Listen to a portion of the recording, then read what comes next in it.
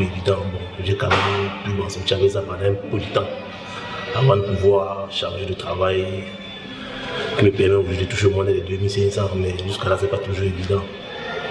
Bon, c'est un peu ça mon parcours. Je ne peux pas te dire que je vais conseiller quelqu'un de venir à Dubaï vivre, bien pour travailler, mais je ne peux pas dire que je vais conseiller quelqu'un, sincèrement.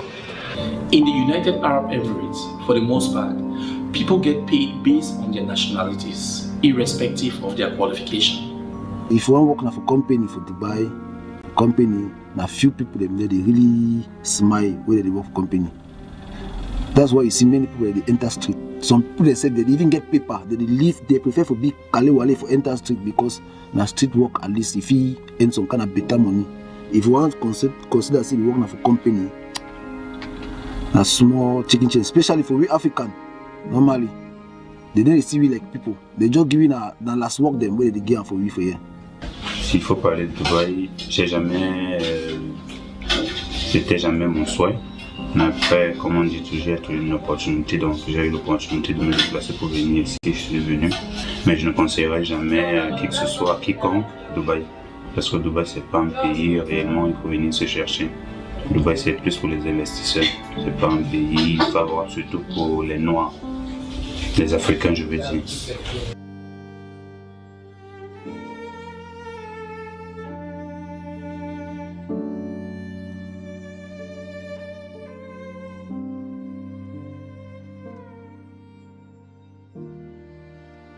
Prostitution, that one is very common in Dubai. Just imagine girls who left their country coming to Dubai for a walk, and at the end they never had that opportunity, that job. So they will end up prostituting. So as to cope, because life here in Dubai is not really easy.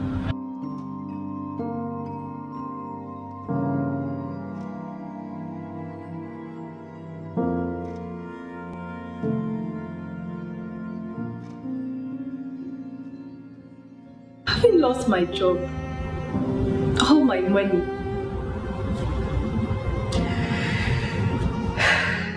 and my visa expired, I only expect amnesty. At least all hope is not lost.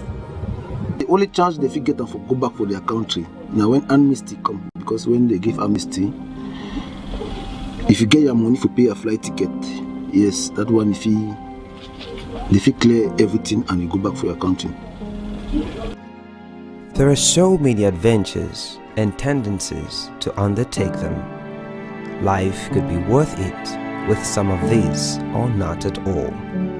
But the most important factor in life are based on the choices we make. As much as Dubai is a beautiful and touristic paradise, immigrants moving into the United Arab Emirates should ensure that they do their due diligence so that they don't fall into the wrong hands. For all that glitters is not gold.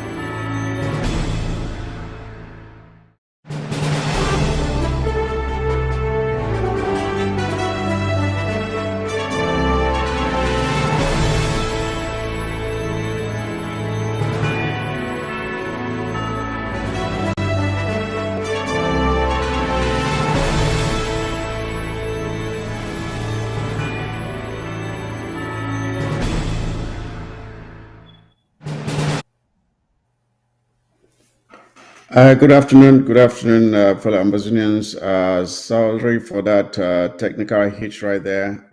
We had issues with our volume, so I had to reboot the system. So, good, we're live now. I hope you can hear me loud and clear now. I hope the volume is good. Please let me know if the volume is good. Yes, today is Tuesday, November the 14th, 2023.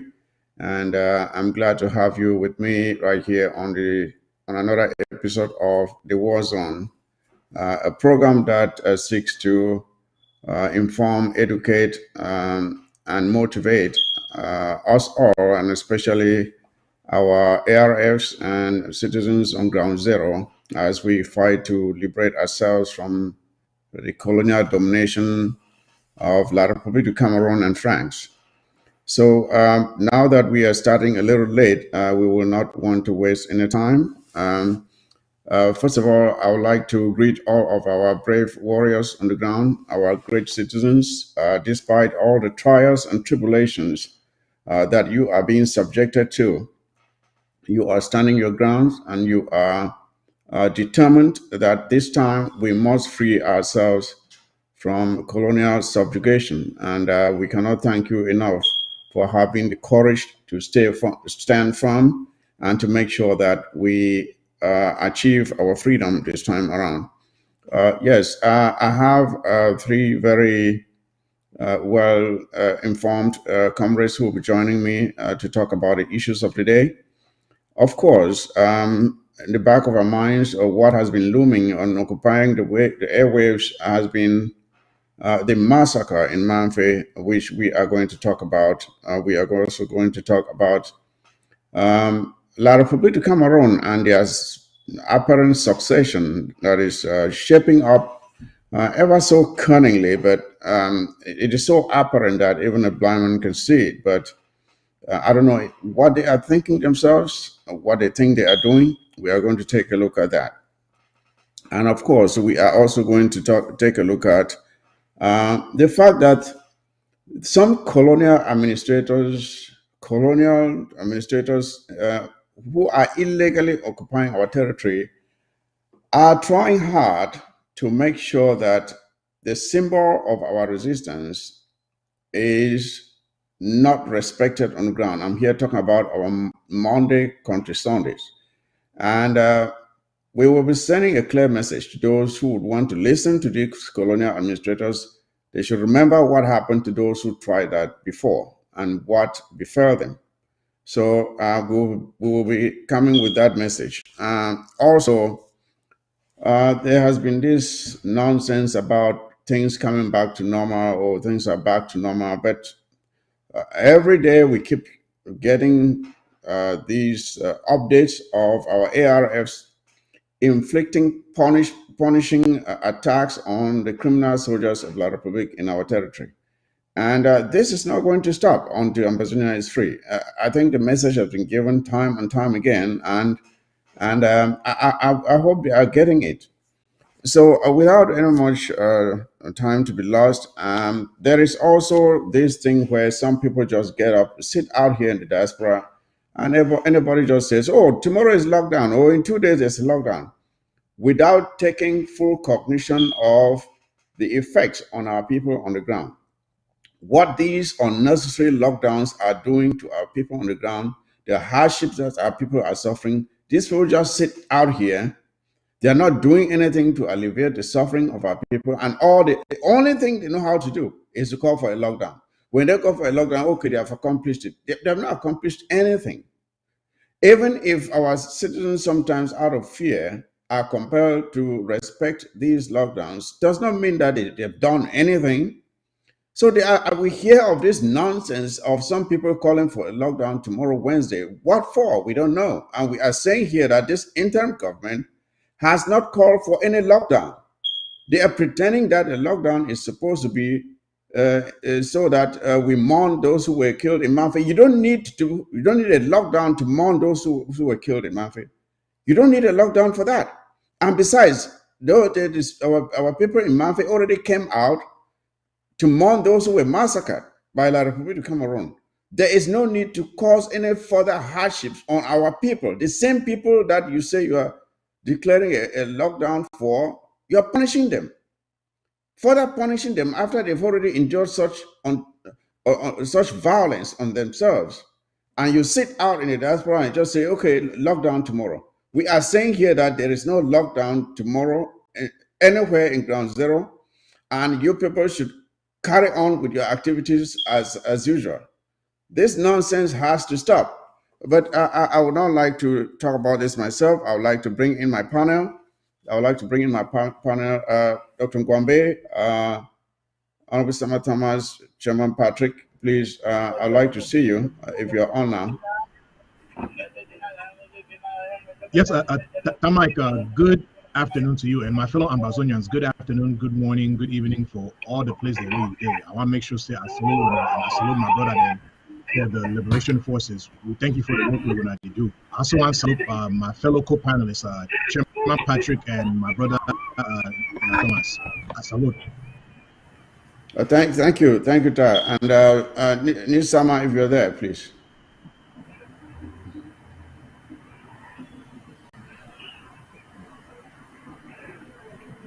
You are not audible, Honorable Sama Thomas.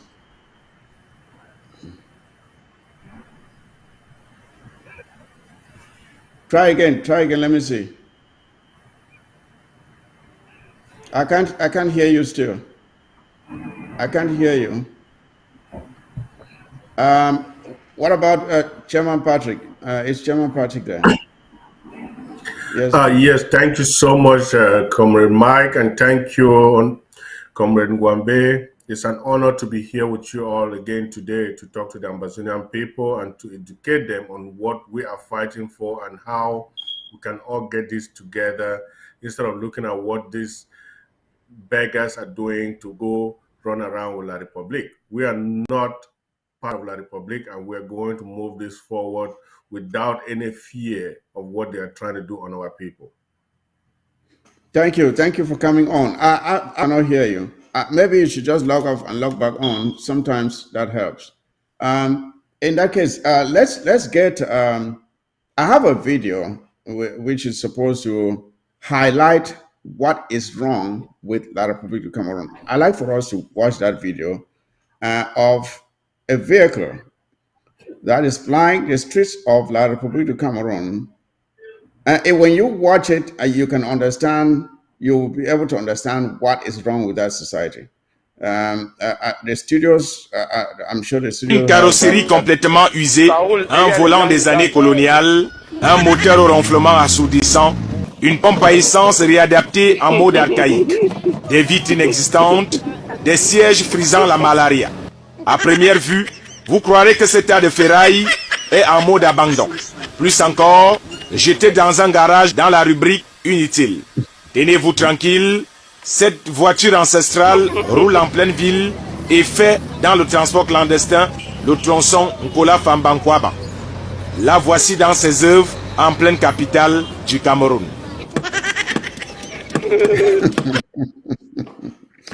Oh, Lord have mercy. Lord have mercy. You know, these are bad things that we're laughing at. And now, let's imagine that you were a law enforcement officer. And by the way, that is in the city of Yaoundé, the capital of La République du Cameroun. Oh, God. That is the capital of La République du Cameroun. And Chairman Patrick, Dr. Ngwambe, this summer, I want you, if you were a law enforcement official, how many violations will you give this vehicle on this road? Can you list the number of violations? There are people sitting in this car, and in this thing you see here that is supposed to be a car. This thing you see rolling like this, there are people in it. Not only are people sitting in there, there is load on the roof of that thing that is rolling there. In front, there are more than 2 persons. That is already a violation. The doors are not closed. That thing has no lights. That is a trap.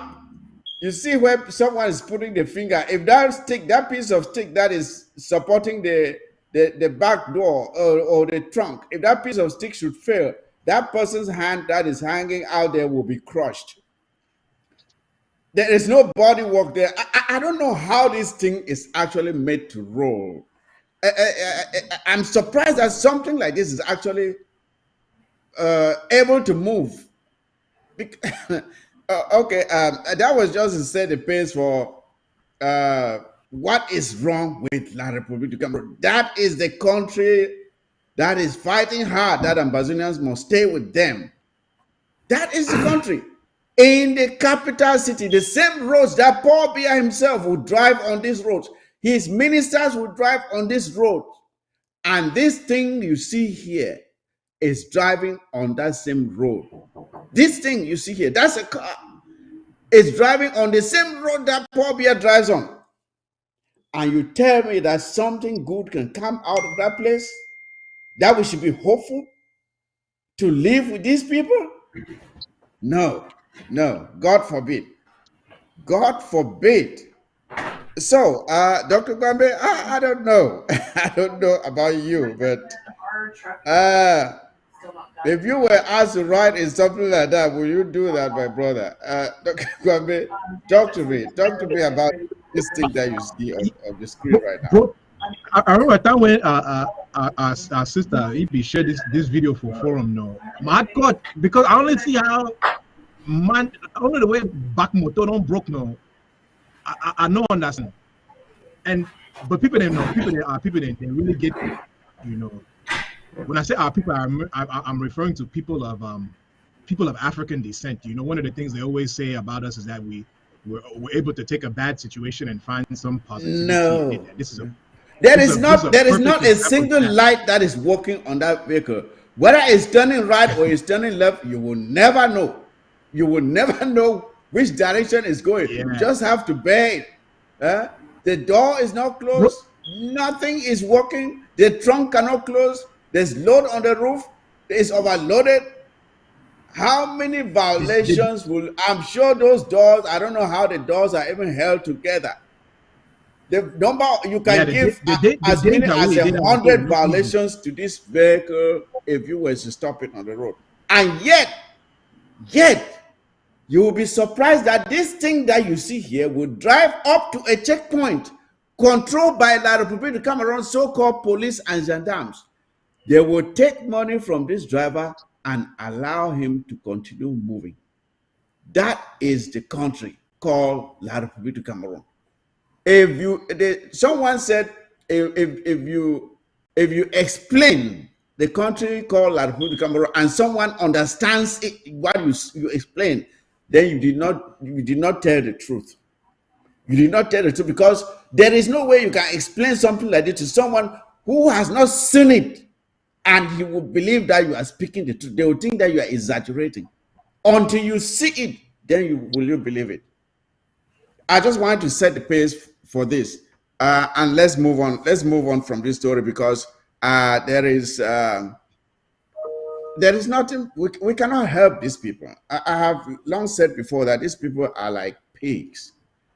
You just leave them where they are. You cannot help them. It's in their DNA that they behave like swines. You leave them there in their mess. Let them continue to. Mike. I don't know if you can hear me. I can hear you now. I can hear you now. You want to make a terrible mistake.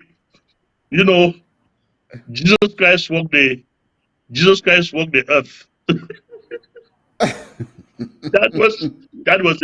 that was a car that transported Jesus Christ.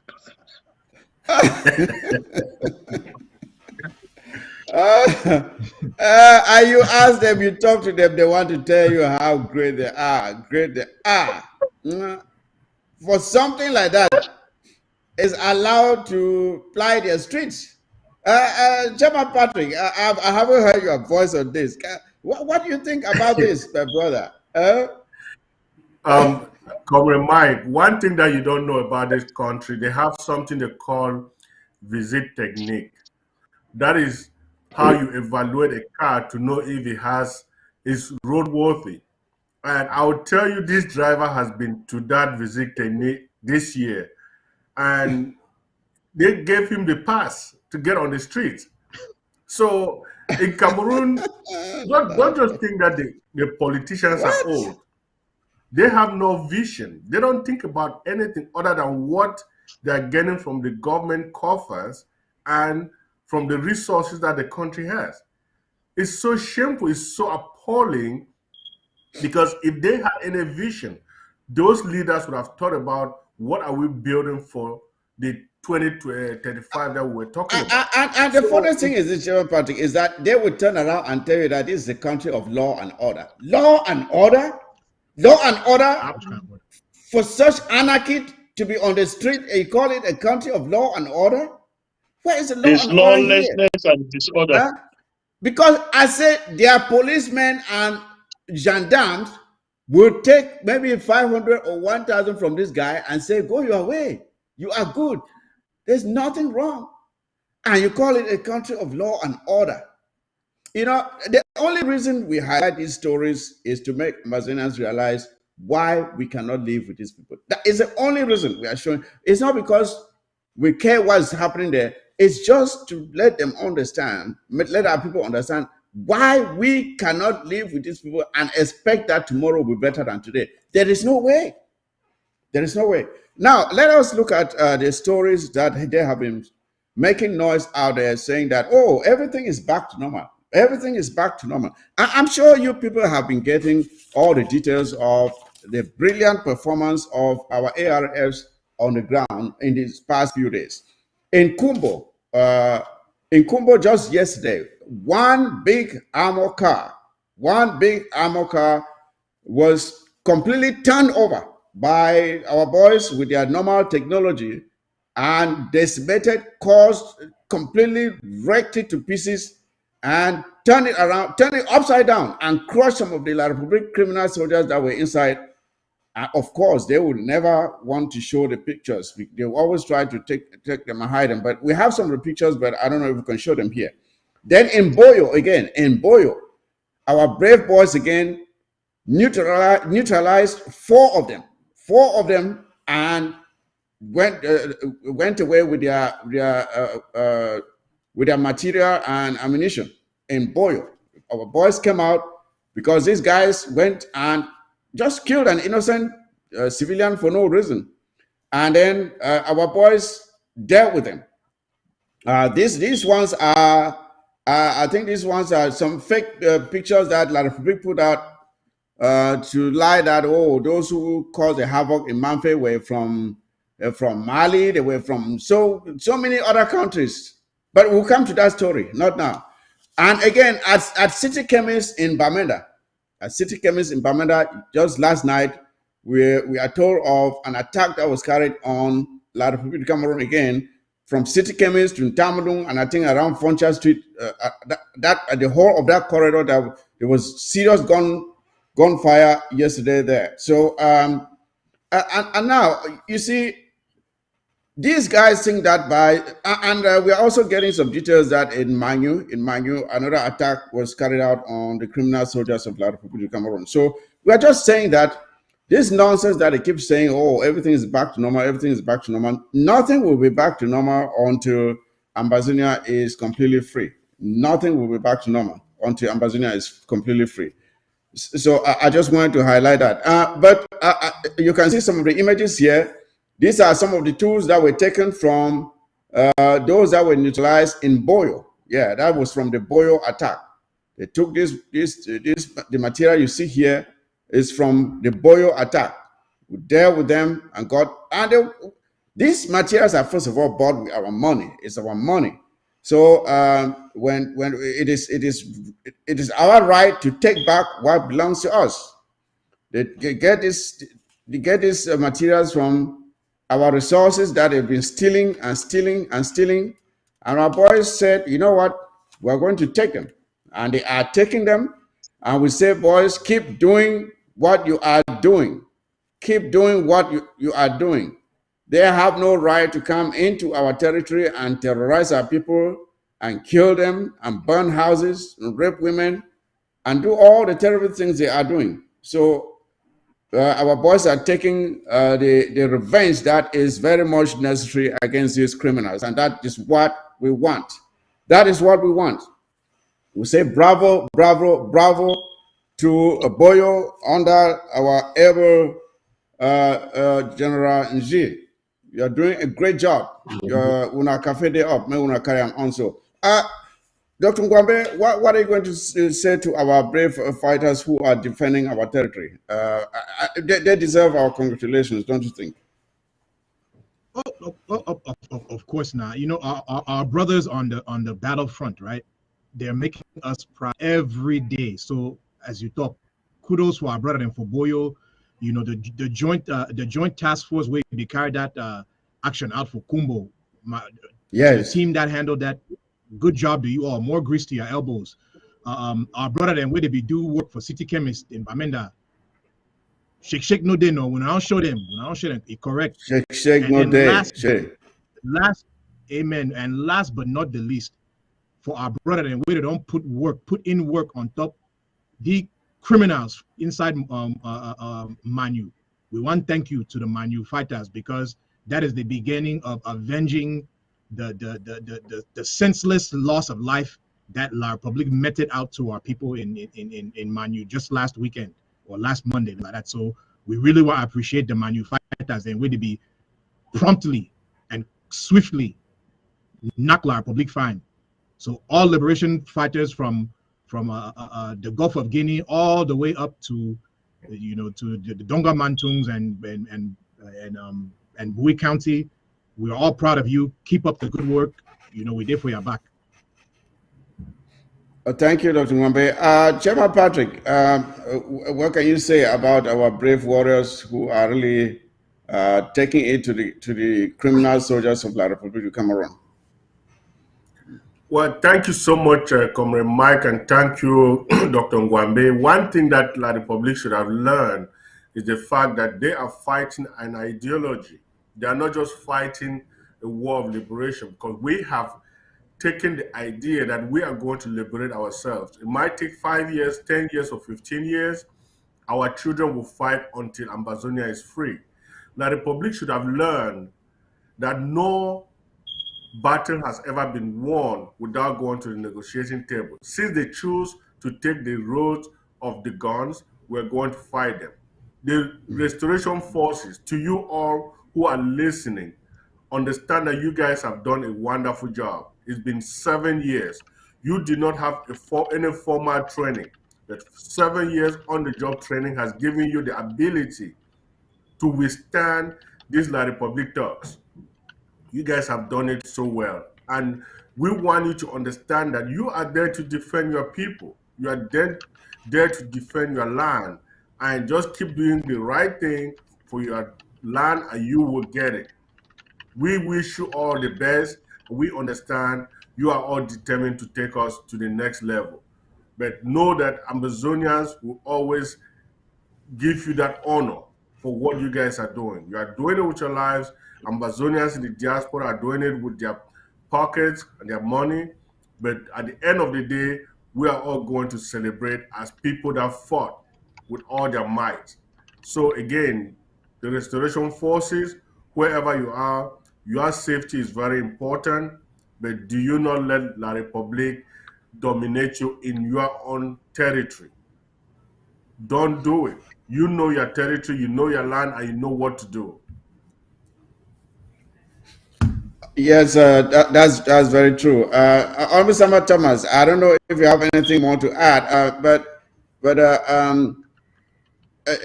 real quick, let's move on to something else. If you have something to add on this, I know that you are within the corridors of Bamenda, like myself. Maybe you have some information on the actions that took place.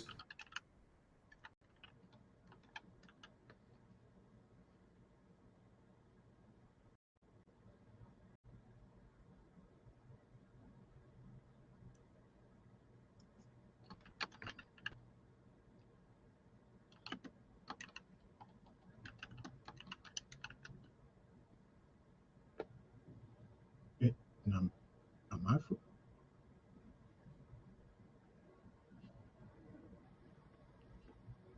No, it don't happen.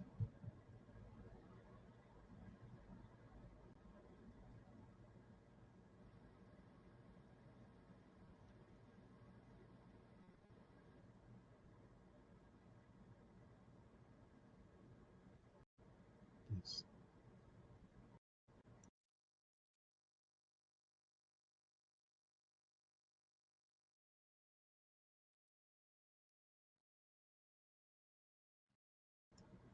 So it seems, my fellow Ambazonians, you all are handiwork of our brave liberation heroes back home. And the nice thing about the work that they are doing is that it is all guerrilla tactics, right?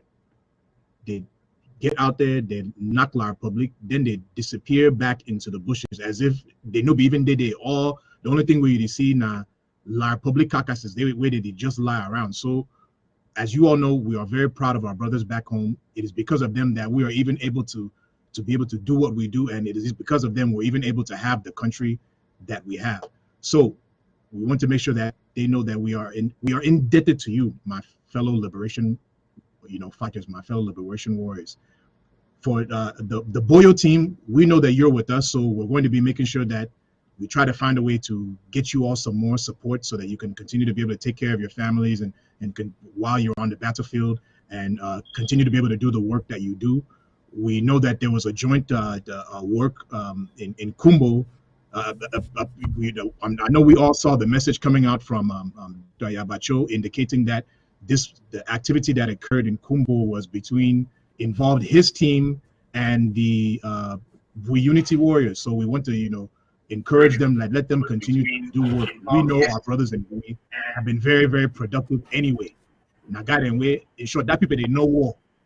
From time immemorial, they know war. You all, when you go back and you read some of the history of the Bui fighters in antiquity and what they did to the Bamun, you know that the Bui warriors know war. Okay, Tamak, you don't come back. Good. Yes. Yes, I think.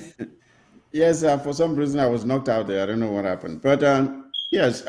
Let's transition to this story about.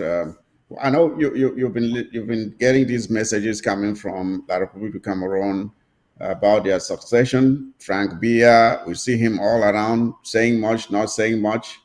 But the question is this: when you look at this story, I think we even saw recently a video of some of the natives down in I think it's Center Province performing a kind of traditional rite, invoking that Frank Biya should be the successor of his father. But the question is this something that should be left in the hands of traditionalists to select who becomes the leader of a country? I mean, like we're saying, the things that happen in that country, if you try to wrap your mind around it, and you just cannot understand what is going on. Is a decision as to who succeeds Paul Biya, should that now be in the hands of some local people sitting in some really dusty house, performing some so-called rite to declare Frank Biya as their next leader? Not that it concerns us, because we've moved on from them, but it is just for some of us who are still drinking the Kool-Aid of Paul Biya to wake up and realize that there's no future there. There is nothing there for us to wait for Frank Biya. I listened to him speak recently. Yeah, that's the video. I listened to Frank Biya saying something in a gathering, and the guy is so boring. It just was, it's still just no punctuation, nothing, no excitement, zero talent. And that's the guy that is supposed to take over from his father. But to be very serious here, Chairman Patrick, this summer, and Dr. Ngwambe, let us ask ourselves this. Do we know what we know about Frank Biya? What really do we know about Frank Biya? We don't know anything about his educational background. We don't know whether he is married or not. We don't know about his qualifications. We don't know anything about his accomplishments. What has he ever done in his life? What has he ever accomplished in his life? That would tell anyone that, okay, he is qualified to be a leader. But he is in line. Is he in line now to succeed his father? But the constitution of La République du Cameroun, is that what their constitution stipulates? I know that when I talk about a constitution, it's just it's an exaggeration, because whatever they have there is not a constitution, It's more like Paul Biya's notebook. That is where he was making the so-called speech. He was just talking, and if you listen to this guy for 5 minutes, you will fall asleep. You will fall asleep. That's how boring he is. That's just how boring this guy is. You see?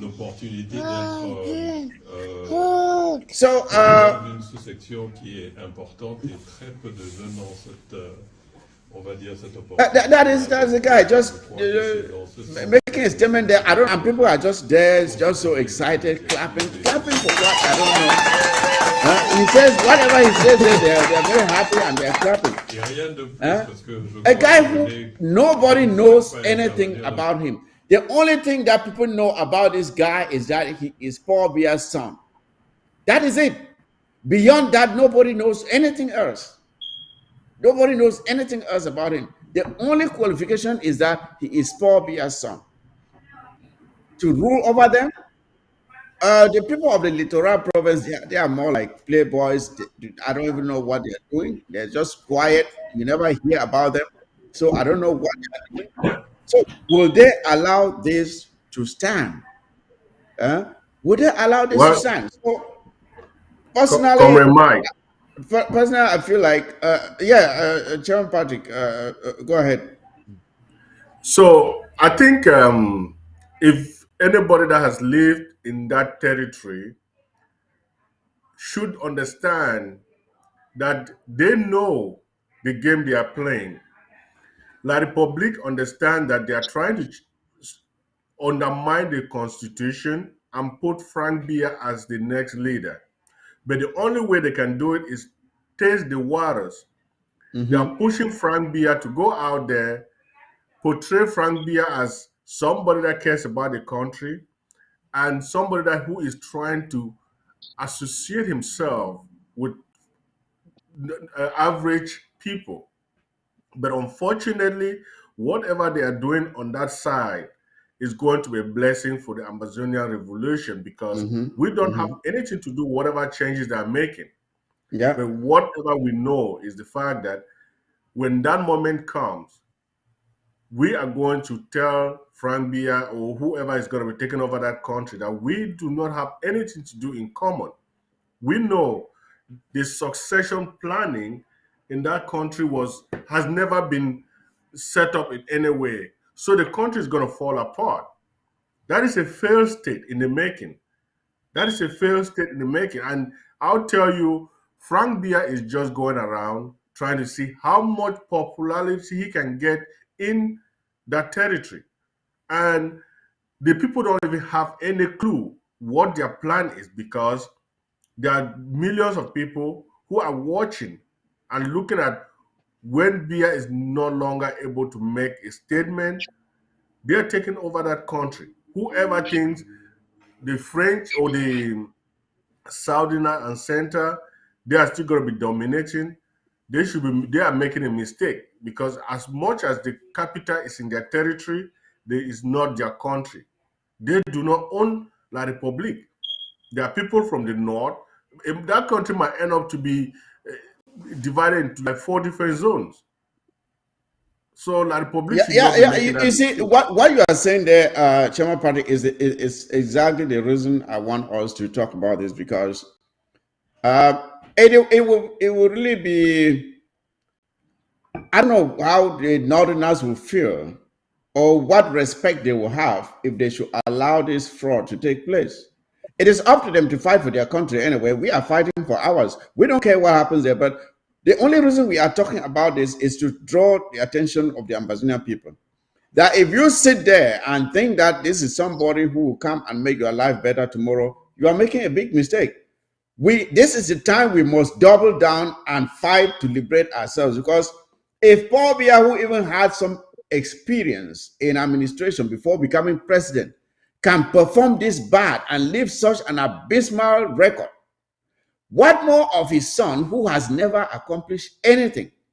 He knows nothing. He is being put in there by the clique that is running this government now, so they will control him. He does not know anything. So our people, we must come together and free ourselves because allowing this nincompoop to take over the reins of power in that place will be the worst mistake we ever make if we should continue to remain with them. That is the only reason we are bringing this story up here. Or else we are not very concerned with whoever is leading in La République du Cameroun. That's none of our business because we've left them already. Now, understanding very well, Nisama, and this question is to you, that France is behind this. France wants a stooge in there they can control. France, and that is one thing which some of our so-called intellectuals, they support these things. But we ask yourself, France respects their own constitution. But when it comes to the constitution of their colonies, they say, no, don't worry about it. Don't worry about respecting your own constitution. You have never heard that a French president has violated the terms of their own constitution. You have never heard that a French president has decided that, oh, instead of just having 2 terms of office, I'll just extend my mandate and have 3 terms. It never happens. But when it comes to us, they want you to do it and stay in power. Paul Biya is now what, 41 years in power. That is what they do. Now, you never hear that an African country has decided what currency France has to use. But they come and they tell us what currency to use. And by the way, it's not just any currency. You will use a devalued version of a currency we have even abandoned. That is not even a currency they are using. You will use a devalued version of a currency we no longer even need. And there are people who call themselves intellectuals who look at it and say, yeah, great idea. We will continue to use it. These are the things. We don't tell them, or someone else does not tell them what their children will learn in school. But they come to us and they tell us, they draw our curriculum. And these are the enablers. These are the enablers allowing this dancing here like complete buffoons. I don't know if they understand what they are doing to their people. That France will come and control every aspect of your own life and choose who becomes your own leader. And you are there dancing like a complete goat and thinking that you are doing such a great thing. This is what we must fight against.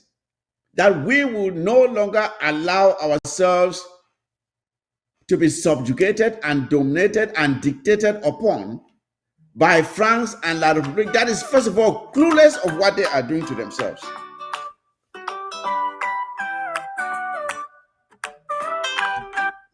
So, fellow Ambazonians, Nisama, this question is to you. Please, I want you to, what is your take on people thinking that it makes sense to have someone who is completely clueless of what leadership is to take over the reins of power in La République du Cameroun? Biya himself was clueless about leadership.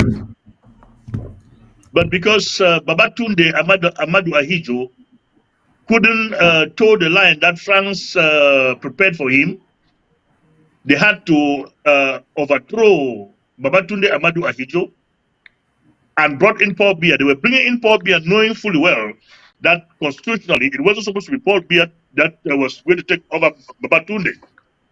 The person that was to take over Babatunde was S.T. Muna.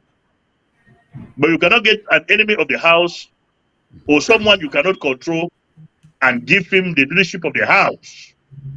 That is why they brought in Paul Biya, knowing fully well that he cannot handle the country. And he took it from where it was, the little that was prepared for the country, he destroyed it. That's why you show an ancestral car still plying the streets of Yaoundé, the capital of La République du Cameroun.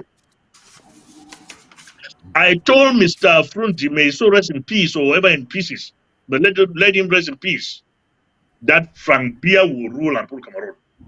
The reason is that France does not trust any other person out of Mr. Paul Biya's line to handle La République du Cameroun.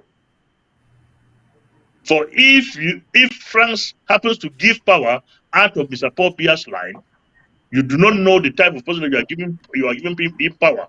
Had it been France has gotten an alternative 20 years behind, Biya couldn't have been the president of La Republic Cameroon. But because there's nobody that France trusts in La Republic Cameroon to take over from Biya, they have prepared Frank. That is why Frank life is all in Paris. So they've prepared him in Champs-Élysées, or they call it what? To go and continue his father's legacy. But this is not even something that Southern Cameroonians need to bother themselves about. It is La Republic Cameroonian citizens that have to bother themselves about Frank taking over the presidency of. It's a kingdom. You don't. Since 1995, I don't even understand why people were bothering themselves going again to vote for anything in that country called presidential elections or parliamentary or whatever elections they call it. For how can you be going for elections of which the results are already there? The last elections which took place, one of my friends who is of late, may her soul rest in peace, he got married to a Bamileke here in Belgium. They were very excited that that Camto was going to beat Obia. I gave them the results of the elections, that this is the result of the elections. Obia is going to win at least by 80% votes. What happened? Obia won. And when Obia won by that same margin, which I estimated, they called me and asked me, but how did you come about with this result? I said, but the results are prepared in Paris. I think that is something that I don't think even they themselves can dispute that. But the question is this: the question we are not, the discussion we are having here about this is not about La Republic. It's about us and some of those amongst us who are still enabling this nonsense. You see, because I'm so shocked that. Why are we surprised that other countries are developed and we are not? When we allow them to dictate to us how to live our own lives, why then should we be surprised that other countries are? What do you expect from a guy like Philomena? What do they call it, Philomena or Philibon Young? What do you expect from him? He has sold his own soul to the devil. Even if Obia happens to kill Philomena Young's wife and all his children, that will not still mean anything to him, so long as Philomena Young still has something to do around Mr. Paul Biya's table. He is contented with that. These guys are devils, and Southern Cameroonians must know that the likes of Atananji, Philomena Young, and all those cabal that are dining with La Republic Cameroon, these are soya that when the day comes, we will roast them. We are not cannibals. We could have roast these guys. We will roast these guys in future and test their flesh. But because we are not cannibals, we will roast them and give their flesh to the birds. As I was saying this summer, it is so shocking that we sit here, right? We sit and we want good roads, but we support incompetent people to be in power who cannot deliver those good roads. We want good schools, but we outsource the responsibility to determine what our children learn to others. We want a good economy, but we choose people who cannot manage anything, who know nothing about management, like this clueless guy that they are now putting in line to succeed, not for the people he's supposed to lead, but for France. And then you are surprised that you go to France and they are developed and we are not. You are surprised that your own children don't have classrooms to go to when they go to school. You are surprised that your economy is completely down the drain. That your infrastructure is all rotting. That you have the the ancient car that we just saw earlier on your streets. You are surprised that there is trash everywhere. We saw the other show, we saw trash in a market where people were putting their produce in mud and selling. You are surprised. And there are people who call themselves educated, who look at this and they say, yes, this is great. Let us maintain it. Let us support it. And you see a grown man like Philemon Young dancing like a complete stooge. Like a complete stooge. A clown, for that matter. He's dancing there. I don't know what he's dancing. He is still a youth of 20. Yes. Philomena Young is still a youth of 20. That's why you see him there jumping like a frutambo. But the problem, the thing here is that he's just making himself look like a complete clown. And you see, I would like to be very dramatic here, you know, because when you choose someone like Frank Biya to be your next leader, it is like someone who chooses a pile of shit. He is digging into a pile of shit. He knows it's a pile of shit. He knows it stinks like a pile of shit, but he is pretending to enjoy it. He is pretending to enjoy it. He knows that what is in front of him in the plate is a pile of shit. The man is digging into it and putting it in his mouth. He's trying to swallow. You ask him, how is it doing? He says, he's swallowing it. This is a pile of shit standing in front of us here. Frank Biya is a pile of shit. Okay? He knows nothing. He is clueless. He has never done anything in his life. The only qualification he has is that he's Paul Biya's son. That is it. You know, so Dr. Ngwambe, why should anyone who is supporting this guy, why should you expect anything good from him tomorrow? If you don't have, your lights are not on, there's no employment, why should you blame anyone else but yourself? Dr. Ngwambe? Yes, I don't know. Let me give that a place to Nyasama, because it sounds as if he has something that to shed some light on. Yeah, I just wanted to make this statement. You know, how can these guys are happy that they have their goats and they take hyenas to secure the goats, and when the goats are completely consumed, they wonder why and how those goats are consumed. So they deserve what they have, because they are the ones who have chosen what to do with their goats. So everything that happened with their goats, we need not to question them why, what is happening, for they know what is happening with their goats. Doctor, over to you. Yeah, yes, what you said is very true, but I think the Francophones and we as Ambazonians, we need to look at this and learn a lesson from it. As an Ambazonian, the first lesson that I would learn from this particular situation is, and those who know me, they know I don't like presidential systems. I like parliamentary systems. So for me, as an Ambazonian, what I would learn from this is that if we choose, and I really pray we end up choosing a parliamentary system, and a parliamentary system meaning that we have members of parliament who are different LGAs, we elect them, and then when they get into the parliamentary house, they choose their prime minister. Normally, it would probably be the head of the political party, right? That's the system that I would prefer. But what we should be learning from this is that if we're going to have a parliamentary system, we do not need to have a president. And if we're president, we should not have that kind of an overbearing president who will be manipulating the activities of the member of the prime minister, right? This whole issue with Frank Biya and he's trying to succeed, it's a bad system. It's a bad system that they've created.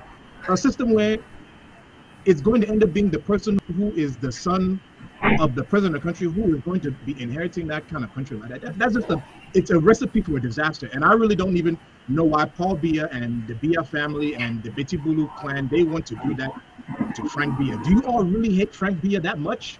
That you all want to set him up for the disaster that is going to happen to that country? Is that how much you all really dislike Frank Biya? I mean, personally, I don't really care. Dr. Ngwambe, Dr. Gombe, you are giving Paul Biya and those around him a lot too much credit that they are rational people who think like you are thinking. No, these guys are not rational. They just want to do whatever pleases France. They don't think about anything else. As long as France is happy, it's good for them. I mean, you know, because, and the whole reason why I even brought that whole prime minister stuff is because, you know, we're having a discussion. I can't remember who I was talking to the other day, and we were talking about all this process and the Canada process, and you see the kind of nonsense that a certain clique inside of government, you know, the preferred francophones, that's what I'm going to call them, the preferred francophones, they manipulated over and they sidelined the initiative that Prime Minister Dion was engaging in the Canada process and rubbished that whole thing. Because I can't imagine that someone can go to Canada and they're negotiating a pathway to peace, to justice and peace between Ambazonia and La Republique du Cameroun, and then the people who are in Dictator Biya's government, they don't know what's going on, and they just rubbish it. And up till now, we've never heard. But to that point, Dr. Wabe, Dr. Wabe, to that point, to your point, when would our people learn to say, okay, if you do this, I'm out of here? When would they learn to say, I cannot take this anymore? When would John Gute say, if you do this, then I'm out? What are they still doing there? Must you be there?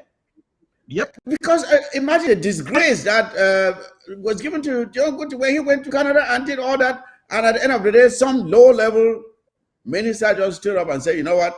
We never sent you there. We have nothing to do with this. It's over. And that was it. And John Gute simply put his tail in between his legs, came back and sat quiet. For months, he didn't say anything.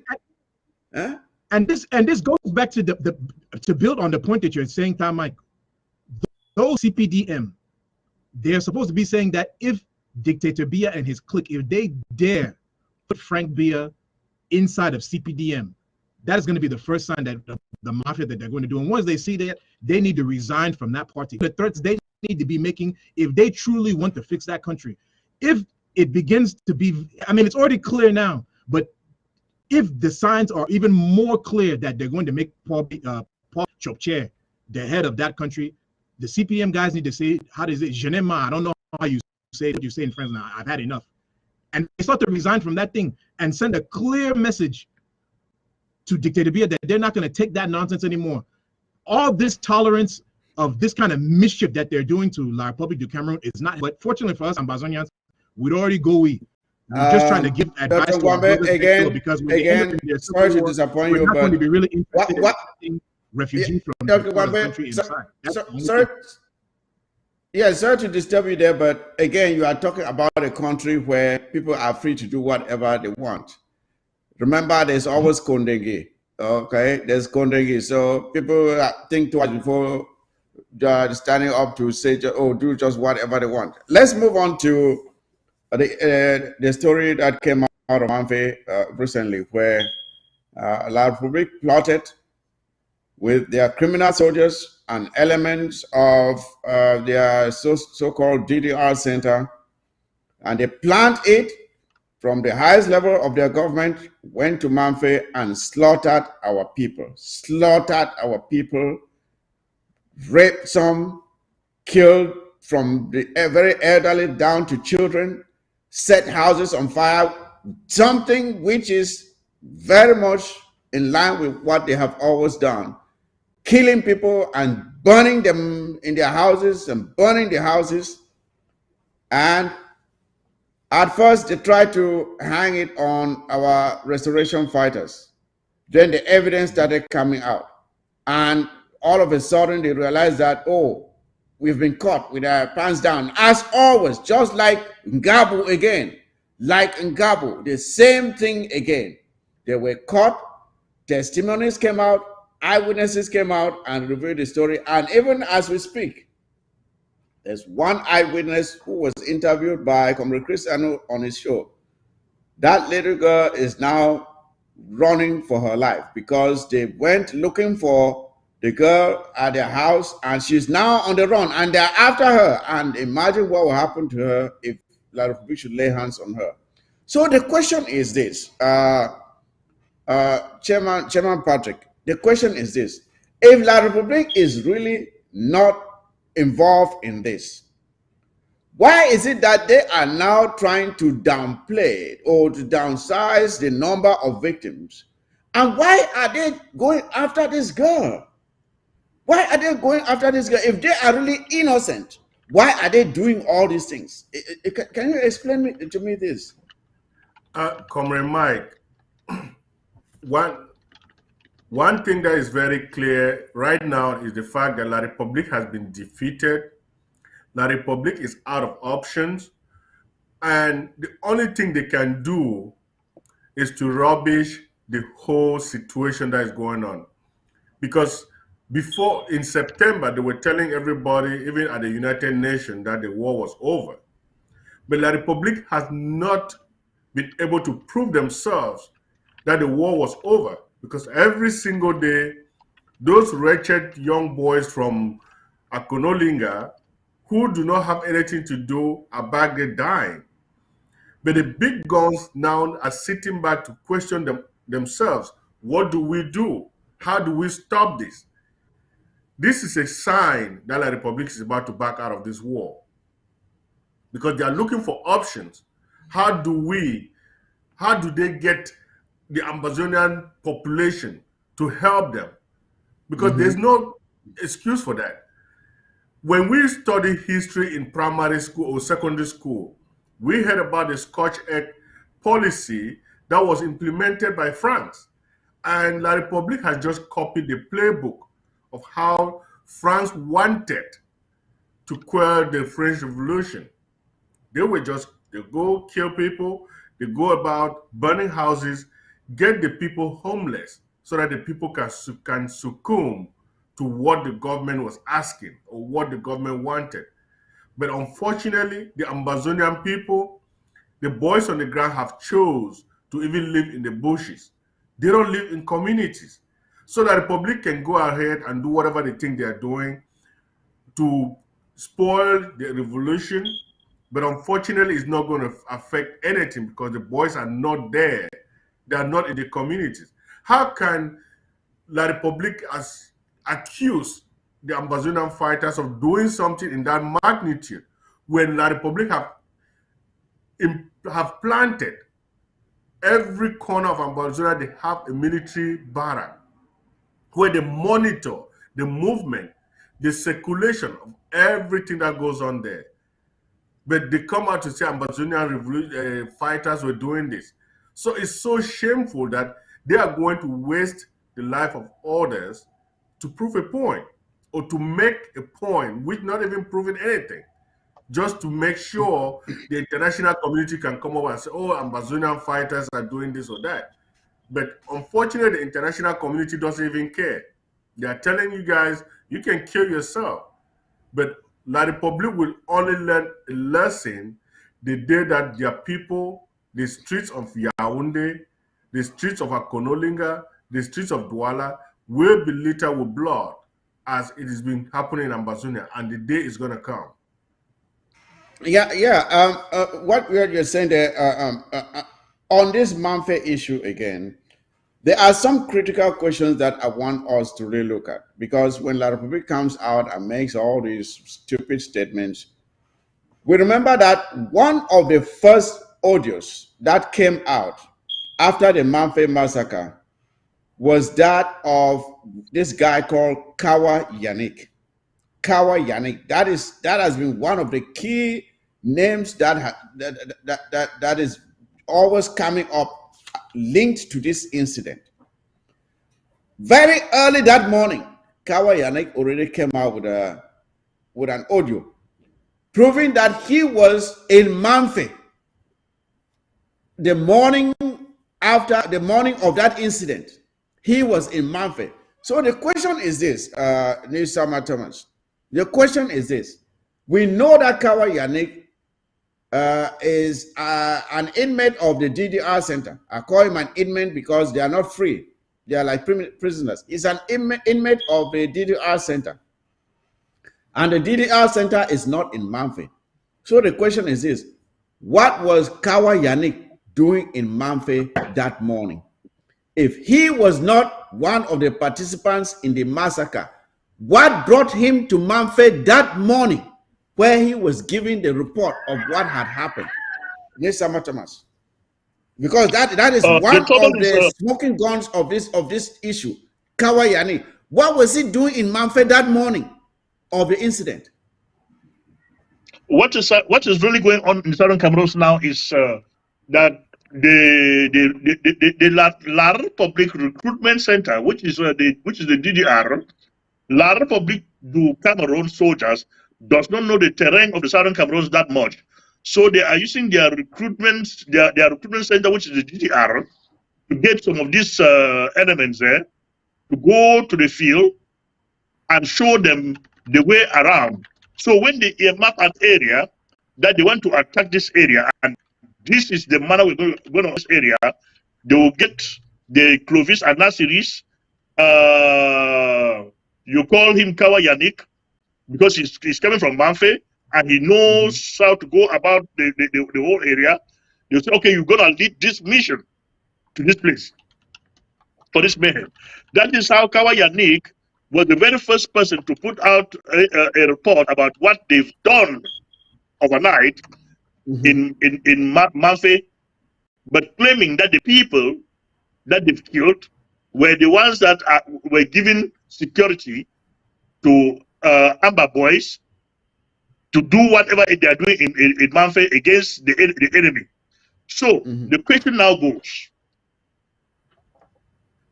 when La Republique committed the incident in Gab, they were in denial that they didn't. When they were pressured, they now said, oh, there were some vigilantes and 2 other soldiers. Now, La Republique has come up with Rwandese, which are very much happy with that word Rwandese. I don't know if they talk of Nigerians or Nigerians and Malians that attacked the village. How did La Republique come about with that information that Rwandese and Nigerians and Malians were involved in the attack in Manfred? How did they come about with that information? And I think, Nisama, I would like for us to see the image of those you are talking about who were sitting on the floor with La Republique soldiers standing behind them. I think the studio has that image of what you are saying there. Continue with the story. It is just like the case of when they killed the women they killed in up north about 10 years ago or how many years or so. They said the pictures of them were coming from Mali or from Niger. So La Republique has just gotten a picture that does not exist in the southern Cameroon. All the guys that are seated in that picture, none of them has ever even reached Nigeria. But La Republique is putting their picture that they were the ones who carry out the mayhem in Manfred. But if the International Commission now says, okay, hand this over, La Republique will say they've judged them and they will never find them to hand over to the international community. Like they've never find those who killed people in Gabo. So too, the so-called Malians and the Rwandese, Nigerians will never be found. But that is already a red card to La Republique. That you guys knows what happened in Manfred, and you are coming up with fictitious information to cover up what you guys did in Manfred, so as to dissuade the international community from following you guys up for what you guys did in Manfred. But this time around, it's good that we have the picture on the screen right now. These are now the people that La Republique wants us to believe are responsible for the massacre in Manfred. That is what La Republique now wants us to believe. If you look at the military uniform of the guys sitting down and you compare it with the military uniform of La Republique du Cameroun, it's pretty much the same uniform. It's the same fatigue. Now, again, come to mind. Let me expose La Republique here. Yeah. There is no guy amongst these guys seated here that resembles someone from Rwanda? None of them. None of them. If I see anybody from Rwanda, Ethiopia, Kenya, I will tell. I'll be able to tell. From East Africa. But there is nobody from East Africa here. There is nobody in this picture that is coming from Mali or Niger. So these are all B elements. These are all. You know what, Nisama, La Republique, they wrote a bad movie script. Okay, they wrote a bad movie script for this operation in Manfe, and they chose terrible actors to play it out. And people can tell that these actors are amateurs. They can tell who they are. They say they are wearing a mask. They're wearing masks, but they can see through and even still tell who those are behind the masks. Look at these guys here. There's nobody. These are all French Cameroon soldiers sitting here. Yeah. These are French Cameroon soldiers. But that is not even the point. That is not even the point, Isama. That is not the point. And I want you to take on this, Dr. Ngwambe. Yes. No, let me finish before Dr. Ngwambe. Okay, go ahead. Let me say something before Dr. Ngwambe comes in. Mm-hmm. This is going out to Southern Cameroonians who are fast at blaming our own people on the ground. Yes. When this type of things happen. Please, before you go to blame yours, do your fact findings well before you blame your own people. For those who were fast at blaming our own people, for blaming yourself for carrying this crime, for carrying out this heinous crime, what do you have to tell yourself now when La Republique is now admitting that they are the ones who carried out this crime and they are the culprits of this crime in jailkeeping? What are you going to tell yourself and your brothers and sisters that you already blame them for this mayhem? Please, we should be very, very careful when this type of things happen to apportion blame on ourselves. Exactly, and like you have rightly said, I believe even the last time that we had a show here last week, there were some of us who still were not very sure whether our boys were not involved. It is now very clear. But Dr. Ngwambe, when this thing happened, as planned by La Republique du Cameroun, the intention was to soil our restoration fighters' image that they are the ones who carry out this act. But because we were quick to dig and to bring out facts to the contrary, they have now backtracked.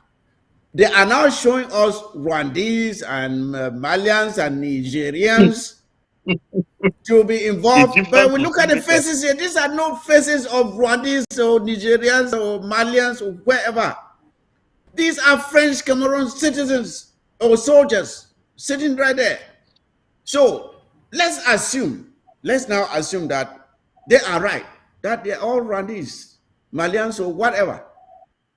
We now expect La Republique du Cameroun to come out and apologize to us Ambazonians for tarnishing our image and saying that we were responsible for the carnage that took place in Manfe, and especially to apologize to the victims of this atrocious act in Manfe.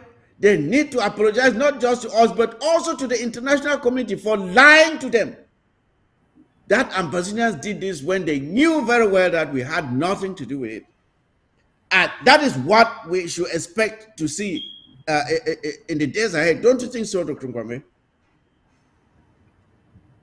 Yeah, I mean, they do owe, La Republique does owe us an apology, but I don't really, as much as I may expect them to do it, but I don't really expect them to give it. At the time when the particular activity occurred, any right-thinking human being, even before you're an Ambazonian, just be a human being first.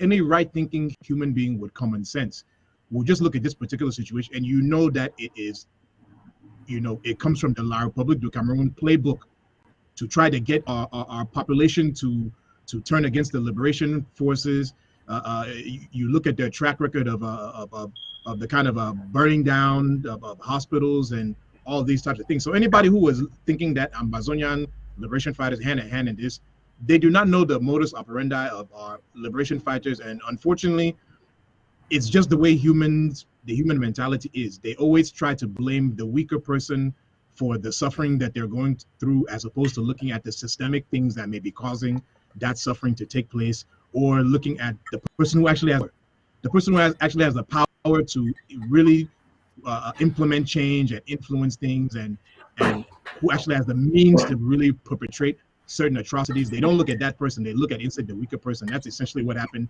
in this particular incident. And I even want to, commend our sisters, our aunts, our mothers from the Global Takumbe.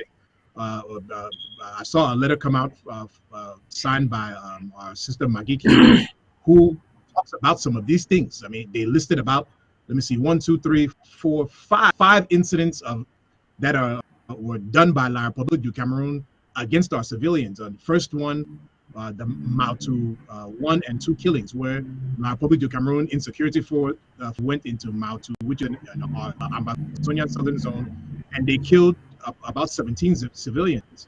This was back in January 11th and January 25th of 2021. Then the massacre February 14th. That's Valentine's Day. The Ambazonian Valentine's Day, where La République du Cameroun insecurity forces went in and they killed, 21 civilians, including women, children, and pregnant women. And then, of course, the 2019 Kumba, February 11, 2019 Kumba massacre, where La République military went in and they burned a Kumba hospital. And then in Bali, May 30th of 2018, 20 people were killed there again by La République du Cameroun military people. And then in Menka Penin, where La République du Cameroun forces went in and they killed about 30 people. So there is a clear, and again, I want to thank the Global Takumbeng and this letter from our sister Yamagi Kilo for documenting these things again, for those gullible Ambazonians who are out there who want to blame the liberation forces first, when they're supposed to be seeing that it is La République du Cameroun who has a track record, a consistent, documented track record of committing atrocities against Ambazonian civilians. I don't know what more it's going to take. I know there are people who just want to lay down on the floor and let La République du Cameroun continue to walk on us, and who just want to accept peace without justice, who want to accept 5th, 6th, 7th, 8th class citizenship in the name of peace, and all that kind of nonsense like that, and to allow La République du Cameroun to get away with their crimes. But my fellow Ambazonians, when you continue to allow people to get away with treating you, when are you going to have your fair shake, your fair access to prosperity, your fair shake and access to justice, your fair shake and access to being a first-class citizenship in your country, when you continue to allow people to walk over you? At some point, you have to stand up. We are not the first people who are standing up against injustice. And those who stand up against injustice and those who stand up for their rights, they end up obtaining those rights. So let us stay strong. Let us continue to be focused. Let us continue to be resilient. We're going to succeed. It is not going to be easy. Yes. It never is. It never is. It is never easy. It's never, as a saying goes, when you want something that is good, you have to fight hard for it. There's nothing good that comes easy. You have to fight hard for it. Things that come easy are not always the best. They're not always the best.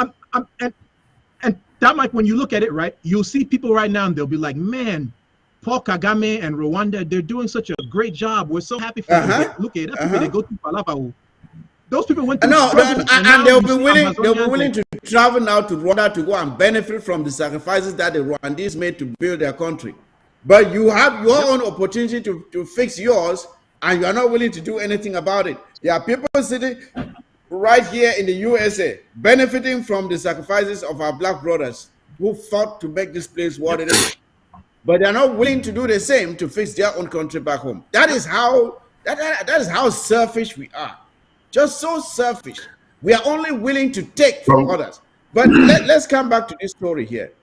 When you look at these guys on the screen, you look at the military fatigue of those guys on the floor.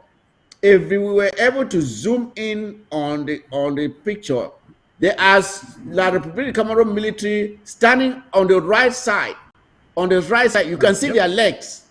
You can see the fatigue. The same fatigue that these guys on the floor are wearing is they did not know that the camera will pick them. I said they are very bad actors. They are standing behind there. You can see their legs. It's the same military fatigue. It's the same military fatigue that those standing behind there, this one sitting down are wearing. And they tell us that they are Malians. They are Rwandese. You see, the evidence is here. For every time that they try to cover up, they expose themselves even more. Every time that they're trying to hide, their behind is open and showing how empty they are. You see, that is who we are dealing with. Yes, Chairman Patrick. So my question is, yes, let's assume that they are Rwandese and Guinean or whatever they are calling them. Where did they come from? Has La Republic recruited all these people to come kill Ambazonians, and now they don't even know what they were supposed to be doing? If that is the case, then La Republic should just come out and say, well, we recruited these guys and these guys have gone rogue. Because we don't know where these guys are coming from. La Republic, they have borders. People come through the airports, people fly in through, or whichever way, they have passports. Let them produce the passports of these guys and see who stamped the passports for these guys to get into. Otherwise, Chairman Patrick, let's make it better. Let them interview these guys on camera. This guy should be interviewed on camera. All right? They should be interviewed on camera. Let's hear them speak, because from the accent, we can tell where these guys are from. Are they willing to do that? They should put these guys on camera and interview them so people can listen to them and hear their story. So the other part of it, Chairman Mike, yes, let's assume that these guys are there from a different country. They are not going to be led, they cannot lead themselves in the Ambazonian struggle. So somebody within the Ambazonian struggle should be leading these guys in that area. So let them show us who among these guys is an Ambazonian or a Cameroonian or whatever they can talk about that is leading them in the vicinity of Manfe. Because these guys cannot leave Rwanda, land into Manfe, and start operating without having a leader. And what is their motivation? What is their motivation? What do they stand to gain by doing what they did if they are Malians and Rwandese? What is their own in our struggle? Why would they be motivated to do that? You see, there's just a lot of holes in the story that La Republic is trying to. What are Rwandese and Nigerians? What are they doing in our conflict? What do they stand to benefit from it? So why would they do what they did? So, Dr. Wambe, you are itching to say something. Say it real quick. Let me. Yeah, the last thing I want to talk about is that I have a brother, who just texted me. He's saying, talk about my Media Prime doc and how they carried a whole show pointing their fingers on the Mbal liberation fighters. Don't forget to talk about, and it's the truth. I'm really grateful to, as much as we of the Ambazonian liberation organizations, we have our different disagreements, but when you look at it, we were all unified in our message in pushing back against this false narrative that Ambazonian liberation fighters, true Ambazonian liberation fighters, were engaged in this nonsense. But it is really sad to see that the news outlets back home, they ran with the false narrative that Ambazonian liberation fighters who engaged in this activity. And the sad thing about it is that when you see French Cameroun soldiers have killed Ambazonians indiscriminately, you never see any of these news outlets like My Media Prime and others really do a deep dive into following up into the atrocities of French Cameroun soldiers and what they are doing to our people. You never see it. But when it comes to fake news and fake narratives about Ambazonian liberation forces, you see they're the ones who run the whole weekend talking about it. 1, 2, 3, 4, 5 different shows talking about it in one day. Pushing a fake, and there is this notorious black leg with that fat head guy who is always on My Media Prime ranting and making noise. He was out there when this thing happened. He was saying, "Oh, the Ambazonian terrorists." I want to hear him come out again now and say the same stupid things he was saying then. I forget what his idiotic name is. But to the likes of him, the Kawa Yannicks, the Nasiri Clovis, I have this message for them. When I look at them, I feel very sorry for them. Because the point is this, La Republique is using them to commit these atrocities. At the end of the day, La Republique will never allow them to go free with these secrets. They will be eliminated. La Republique will eliminate them in order to hide their secrets. They will never allow these guys to go free, knowing that they know this much. You see what Nabere is doing now to La Republique? He was able to go in there, operate with them, and left. And he is causing havoc every time he comes out with evidence to implicate La Republique du Cameroun leaders and ministers who are involved in all kinds of criminal activities. They will never allow these guys again to escape like Nambere escaped. So these guys, I feel sorry for them. I feel very sorry for them. Because they will be eliminated. Not long from now, a lot of people want to hide the evidence forever. So they will be taken out. So if those of you who are exposing yourselves, being used to kill your own very people. You remember Kawa Yannick when he went to Mafe, what did he say? I am happy that this happened to you because you have been hiding Amazonian fighters. You have not been reporting them to La Republique du Cameroun. So I am happy that you have been killed. By so doing, he was already confessing that he was part of the action that took out those people. Even if you are angry with your people and you see such carnage on them, that is not the right time for you to go there and say, I'm happy that you have suffered this tragedy. Where was his, where did he keep his mind to come out and say such things about your own people who have been slaughtered, houses burnt, some burnt alive? And Kawa Yannick was boasting that he was happy with what has happened to his own people. So this summer there, I don't know, you have a message to these enablers who think they are doing a great service to themselves or to their great friends. Who, first of all, imagine a man like Kawa Yannick, right, leading La Republique du Cameroun soldiers to go and kill your own people. What do you think the La Republique du Cameroun soldiers are thinking about this stupid man? They are saying to themselves, look at this fool. They are saying, look at this idiot. Well, he is really guiding us to go and kill his own people. Like you said it correctly, that La Republique citizens don't know exactly how to act, that they do not know how to prepare their scripts before carrying it out there. Whatever what do you call him, Kalik or Kawa Yannick is saying, it's a document written and given to him that when you go, or he was part of the gang that carried out that mayhem in Mafe. So he was told that after that mayhem has been completed, put out this audio, and these are the words that you will use in doing it. But Kawa Yannick, Clovis Anasari, Philomena Yang, Inji Atanga, and the rest, they should understand one thing. The Tabotandos and the others. Yes. The story of East Timor is a very fresh story into the minds of everybody. Correct. When East Timor finally got her independence, the red legs and the black legs is Timorese that thought they were saving Indonesia and Soeharto.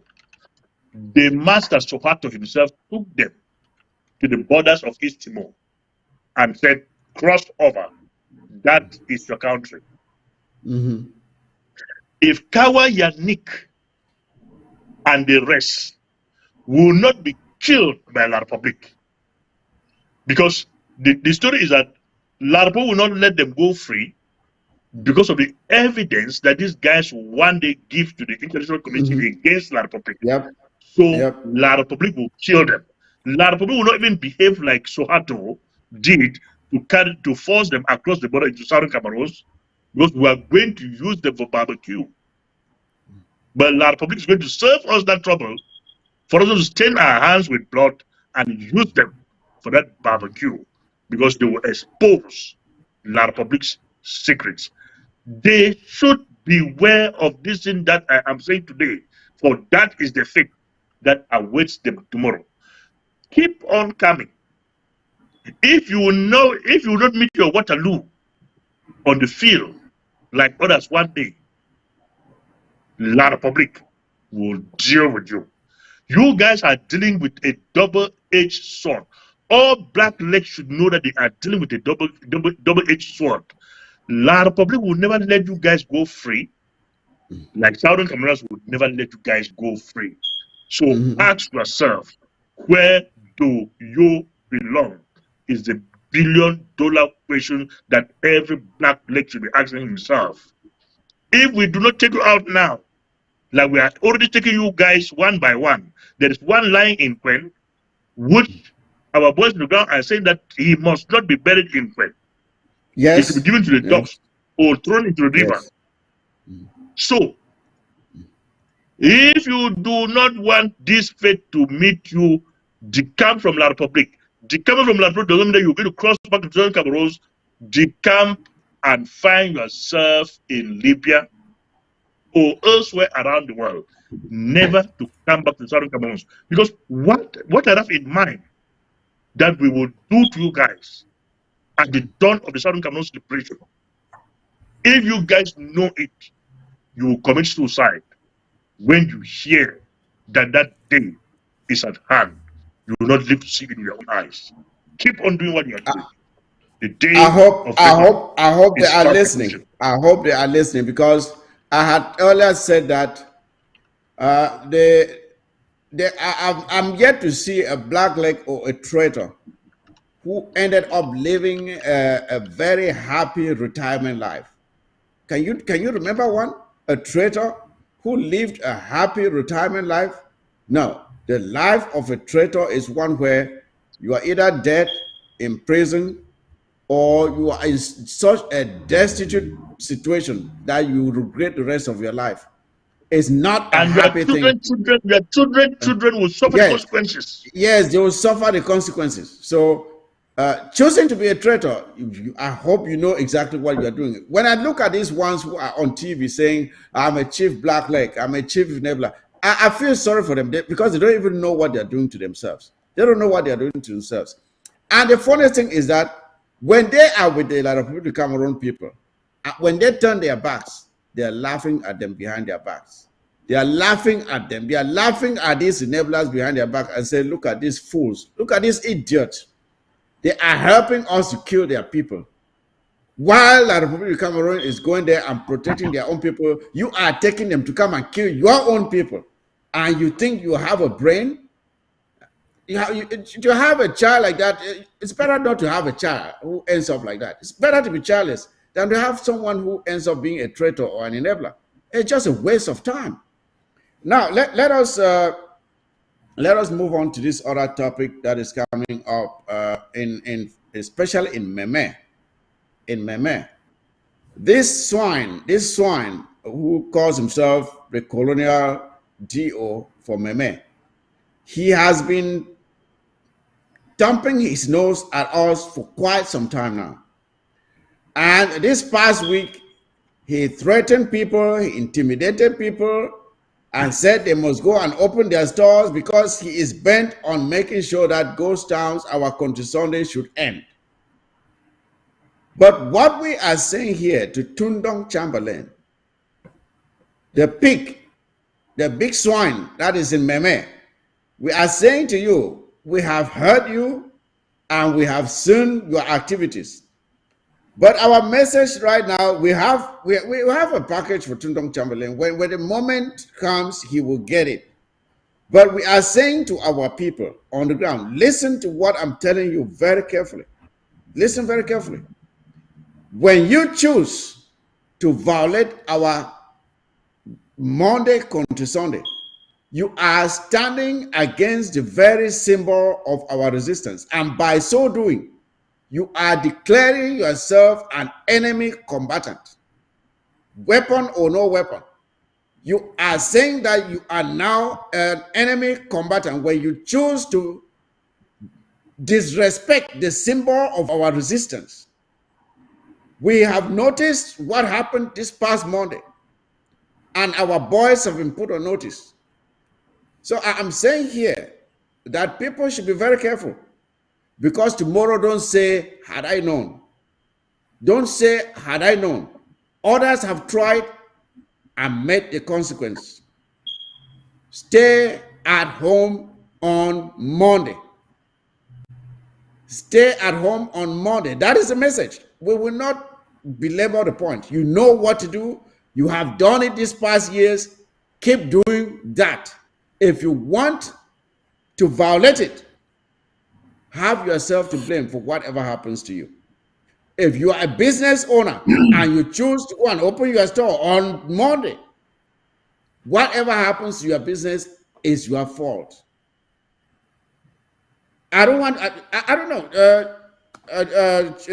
Chairman Patrick, maybe you should say it clearer. Maybe people will understand, but we want this message to be very clear. The nonsense that happened in Meme this past Monday will not go unpunished. You may do it once, you may do it twice. We will catch up with you, and you will be the loser. Chairman Patrick. Well, Comrade Mike, unfortunately, Tyndon Chamberlain has been doing this for the past 7 years.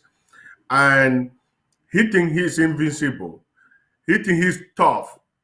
But that guy is a guy from the southern part of Cameroon. He's from the Ambazonian territory. But they are using him as an scapegoat to decimate his own people. And when the moment comes, he will not have a place to hide. Those who are trying to even listen to him should understand one thing. When he is coming out, he has an entourage of 50 to 100 military who are protecting him. Mm-hmm. But when it comes to you as an Ambazonian, he will not come to your house and pull you out of your house. Stay home on Mondays. Because if you go out, you are going to go back to your house and you will not have the same security detail. You will be taken out, you will be punished for violating the Ambazonian Country Sunday. So those who are listening to Chamberlain should be very careful, because when the moment comes, you will not have a place to hide. Tyndon Chamberlain is not going to pick up every single business person in Kumba and lock them up. He's going to try, he's going to do everything he can to try to push you out of your homes, but you know your life is very valuable, your farm. You can abandon that business and go to do your farming. You are still going to live to take care of your family and your children. But the moment you want to violate the Ambazonian laws, you are going to count yourself to be one of the enemy combatants that is being sought out in Ambazonia. Yes, and to the ordinary civilians on the ground, whether businesses are open or not, you are not allowed to go in there and shop on Sunday. When you go in there to shop, you are violating our ghost towns just as the person who opened the shop. And anything that happens to you there, our boys may be engaging the criminal elements of La République du Cameroun. Bullets may be flying all over the place. A popcorn may pop up, and if you are in the vicinity, you will get hurt, and that will be your fault, and not that of anyone else. So we are saying, stay at home. You have respected our Monday Country Sundays for all these years. It has not done you any harm. You can continue doing so. But if you choose to violate it, we are just telling you, be ready for any consequence that may befall you for doing that. Dr. Ngwame? Yeah, Tamak, what you've said is accurate. And the thing where I want to talk for my people then, I say, we know say, well, at least for the one then where they want to observe, and they know say it be the right thing for observe the Country Sunday because you believe in the liberation of Ambazonia, but La Republique then they come force when that kind of situation happen, no, report to your nearest Ambazonian liberation camp what is going on. So that particular liberation camp, they can build a strategy around what they can do to be able to keep those people who may be coming to pressurize you to violate the country Sundays from, you know, so they can do what is needed to stop those people from pressuring you to, you know, to violate the country Sundays. But for those who think, you know, who are against our liberation struggle, and you think that you want to help La Republique du Cameroun by purposely violating the ghost towns, I mean, supposed to do respect the rules of the liberation forces and their oversight structures in the diaspora, which means observe the country Sunday that's coming up. If you see the Republic du Cameroun soldiers attempting to set an ambush on top of Ambazonian liberation fighters, call any liberation fighter that you may have access to and alert them. Or if you know people in the diaspora, alert the people in the diaspora so that we can protect our brothers back home. You know, if you know that a liberation fighter may be running away from being captured by a security force and you have the means to safely hide that liberation fighter, make sure you do that. You understand? Those are the type of things that you can do as your part to make sure that we have a free country of ours. But the last thing you will do now for violate the ghost town, the last thing we will do now for help La Republique may they harm any liberation fighter back home. All those type of things, they're very unacceptable. So thank you, Dr. Gwambe.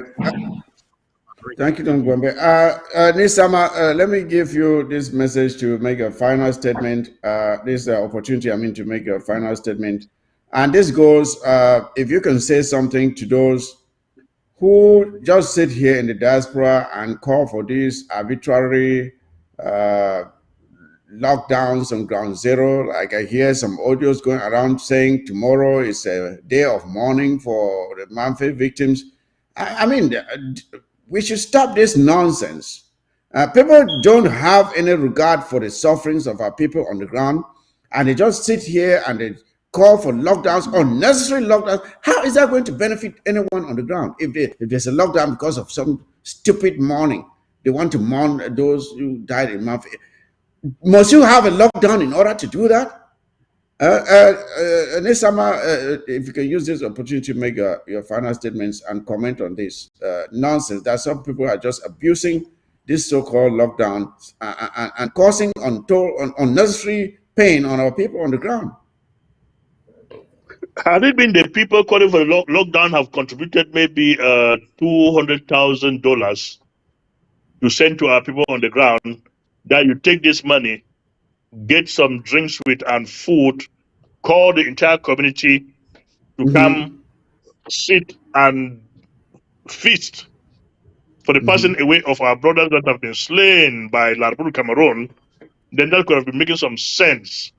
But you cannot sit in your comfort zone and you are calling for a lockdown, knowing that it's not going to affect you in any way, but affect those that are on the ground. So it also depends on the people on the ground. Who are you listening to?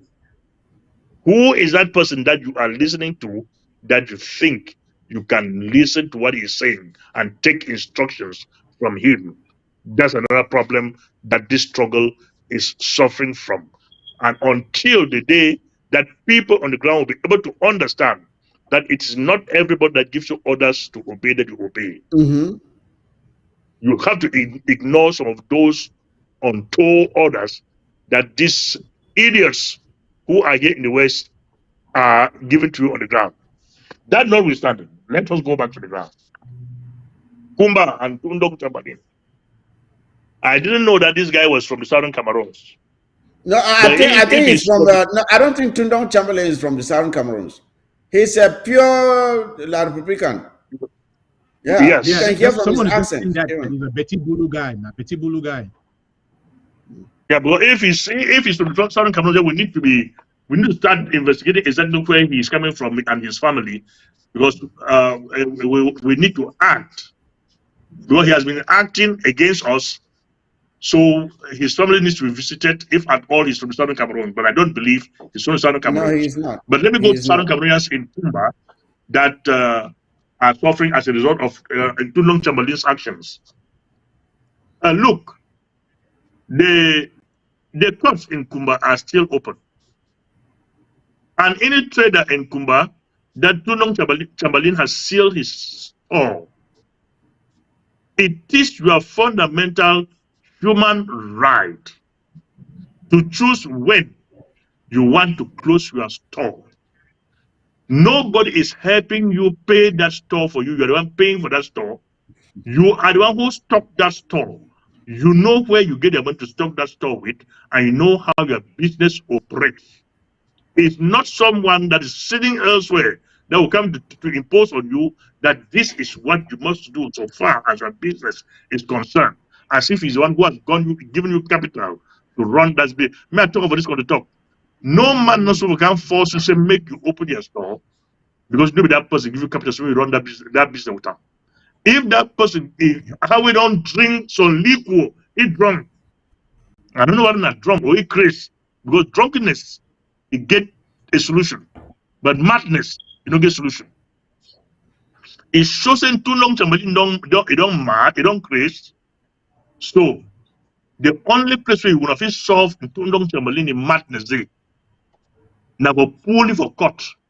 Make it can answer a question whether that Naibi give you capital for do business. If nobody give you capital for do business, they get no reason for interfere with business. And again, number two, if you go for respect in Tundong Chamberlain, you call. No say Tundong Chamberlain get the security. Where you go protect you, where la Republic invite a provider for you. But you will violate the decision of the people of Southern Cameroon. When the visitors will come to visit you, in Tundong Chamberlain, is not there for your house or wherever for provide you with security. So take your own security into your own hands.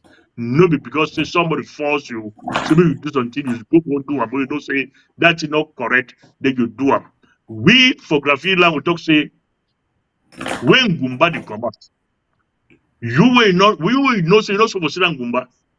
When you hear the Mabu in that gun about 2 kilometers away, you define what side where you go bury your head. Whether the inside water, whether inside grass, or you knock as on my house enter, now you know the decision you will take up as an individual.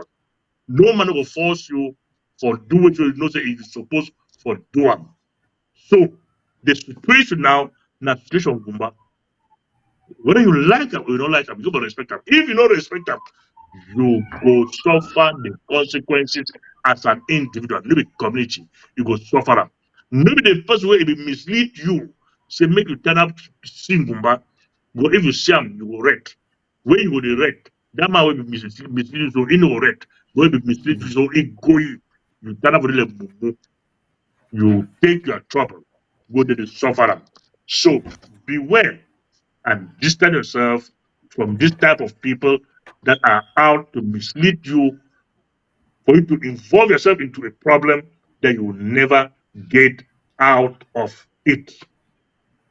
For end up, maybe I say congratulations for your boys on the ground for the wonderful job from Bui to Boyo, Boyo to Mezam, Mezam to the same Manyo, from Manyo to Njan. You guys have done it. Whether that we like them or don't like them, he will pick the balls and run. So I just say congratulations for all. Thank you, this summer. Yes, as you don't really talk, those where they choose for open their stores or for do Komogo, do whatever they do, no say when something happen for you, if you know say Tundong Chamberlain can't give you money for replace that in the way they don't be destroyed, continue for the listen for you. If you know say it will give you security, me to protect you as it get own, continue for listen for you. Now your decision, and when things they happen, now you go deal with them. Now all that will you talk. Chairman Patrick, your final statement. Well, thank you so much, Comrade Mike. I'm going to touch on the guys, the people who are calling for a lockdown in the Ambazonian struggle. And one thing that has happened the past few years is the fact that sometimes when people see like their influence or their words are dwindling in the Ambazonian struggle, they want to use lockdown as a taste of the ability to command the people on the ground. Ambazonians are not fools. Ambazonians have suffered, and today they take decisions based on what they think is going to affect them. So those who are out there making pronouncements, I think last month they had a pronouncement that Ambazonian borders will be locked for I don't know how many days. Or yeah, that one died a natural death. We have not heard about it again. That was one of the things that they do to think, oh, let's do this and see if the people are still listening to us.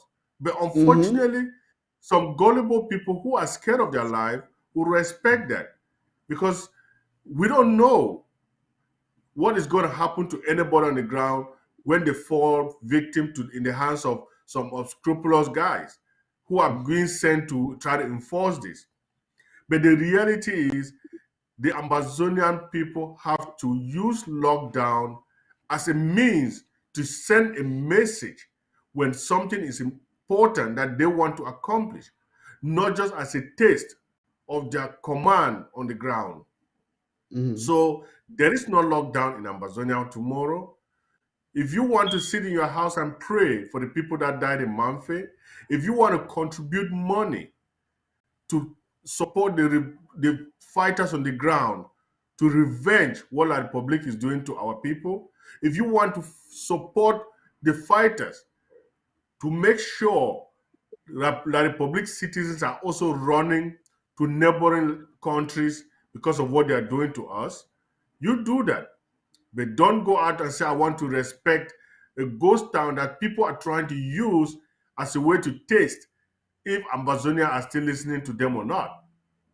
So some very irrelevant Ambazonians have just become very, very wicked to the people of Ambazonia, and they are trying to do whatever they can to stay relevant. Every Ambazonian is important. Every single Ambazonian is important.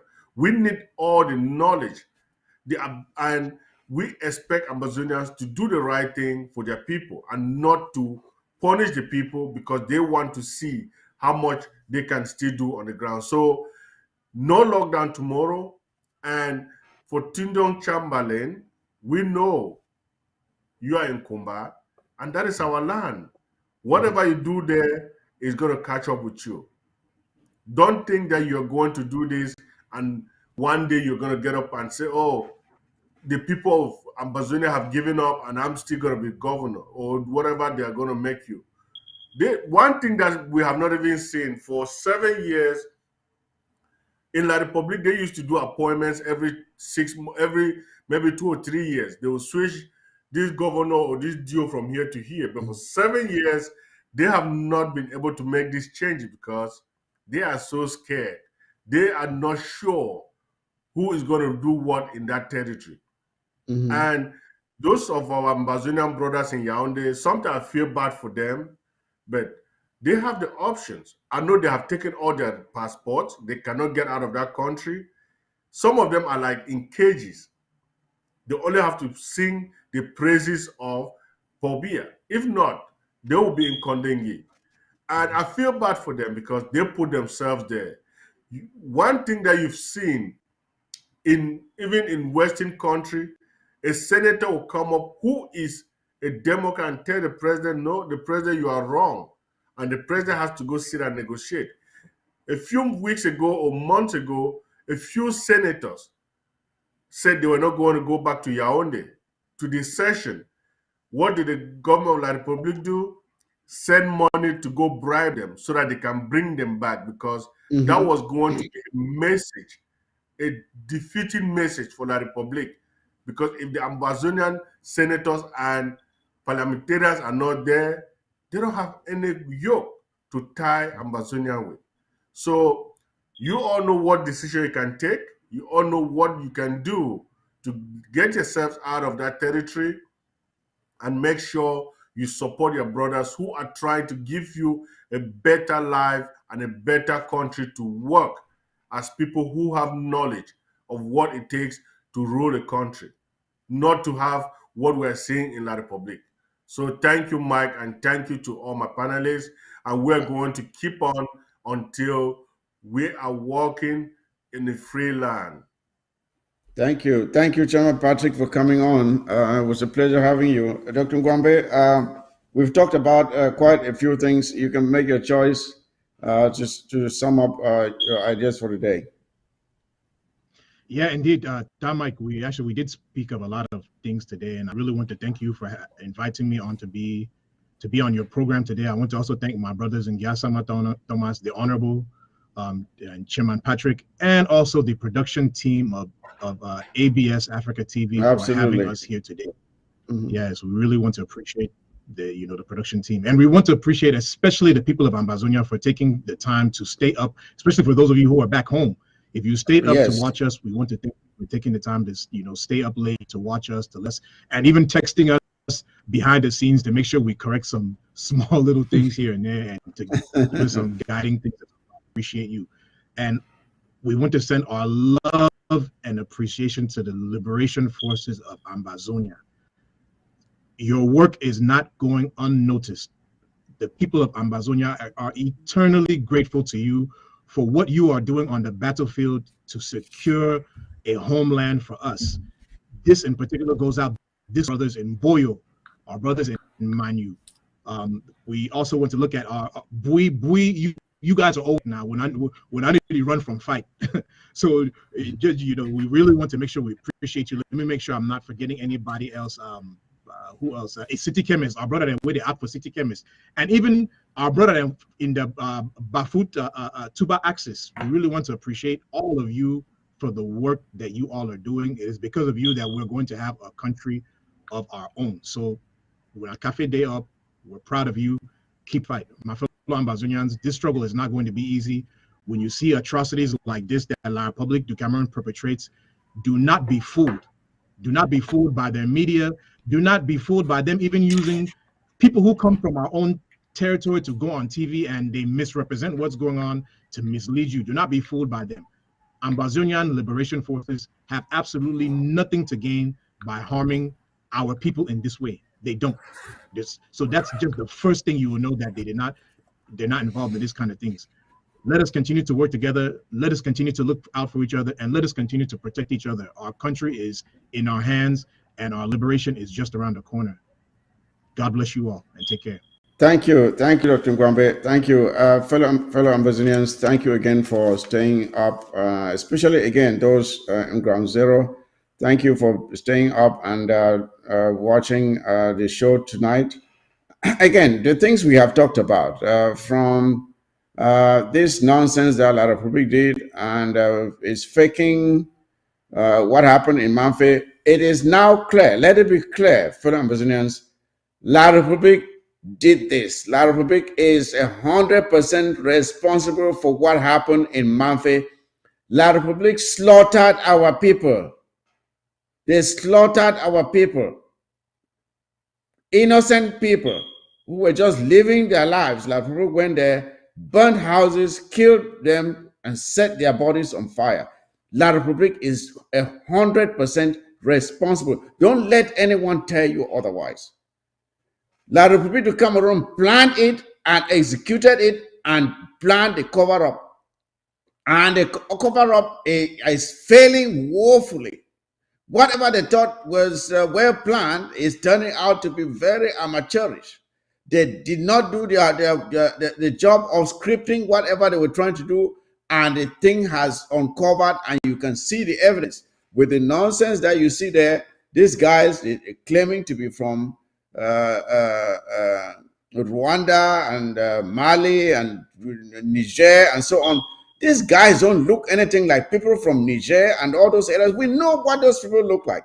We know what they look like. The people you see sitting down on the floor here are La Republique du Cameroun bees. The uniform they wear, those sitting down are wearing is the same uniform that the ones that are standing behind them, who think that they are not being seen. They didn't think that a camera would catch them, but the camera picked on them and exposed them. The same uniform that those ones standing behind are wearing is the same uniform that those sitting on the floor are wearing. And for those of you who know what the La République du Cameroun military uniform is, that is it. Exactly. These guys are not Nigerians. We have said if La République is sure that these guys are from wherever they say they are from, they should put them on TV and interview them. Let them interview them on TV so that people can see and hear them. Listen to what they are saying to know if La République is speaking the truth. It's not the first time that they have slaughtered our people. It's not the second time. It's not the third time. They've done it over and over and over. Remember that in Gabo, they did not just kill pregnant women. They killed children, killed pregnant women, and then buried them in a shallow mass grave. When they were asked, they said, no, we never did it. But when investigations uncovered their involvement, they say, yes, we did it, but it was just a few soldiers and some Fulani herdsmen who were involved. They have never apologized for it. And now that they are now telling us that it is Nigerians and so on who committed this crime in Manfe, we expect them to come out and apologize to us Ambazonians for soiling our name and accusing our restoration fighters that they were the ones that did it. The La République needs to come out and apologize. They need to come out and apologize. And we're waiting for that apology. Now, for Tundong Chamberlain in Meme, we are watching you. And we are watching those of you in Meme who are tampering with the symbol of our resistance. We are watching you very carefully. And we will take the necessary action to correct whoever is trying to play the fool there at a time of our choosing. We will do so at a time of our choosing. We will not tell you, but we will act. You can rest assured. We never fail. So anyone who is trying to violate our Monday contra Sunday, it's on you. It is on you. Now, again, I cannot fail to congratulate our restoration fighters who are continuing to defend our territory and to make it clear that when we said our land is free, that we mean it.